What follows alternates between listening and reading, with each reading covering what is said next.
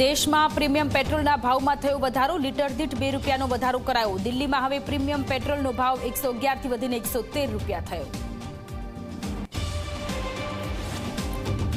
સૌરાષ્ટ્રમાં વરસેલા કમોસમી વરસાદથી ખેડૂતોને ભારે નુકસાન। રાજકોટના લોધિકા, કોટડા, સાંગડીમાં પાકને નુકસાન તો જસદણમાં લસણનો પાક પાણીમાં બગડ્યો। સાબરકાંઠામાં પણ ખેડૂતો ચિંતાતુર।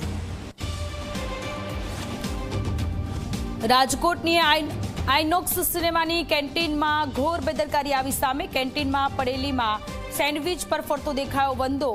નાસ્તો ખરીદવા આવેલા ગ્રાહકને થયો કડવો અનુભવ, વિડીયો બનાવી કર્યો વાયરલ।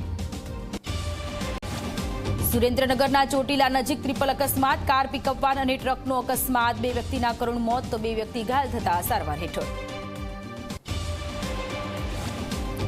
બનાસકાંઠાના ડીસામાં આરોગ્ય વિભાગની કાર્યવાહી। હીરા બજારમાં આવેલી દુકાનમાંથી મળ્યો નકલી ઘીનો જથ્થો। બ્રાન્ડના નામે વેચાતો 6 લાખનો નકલી ઘીનો જથ્થો જપ્ત।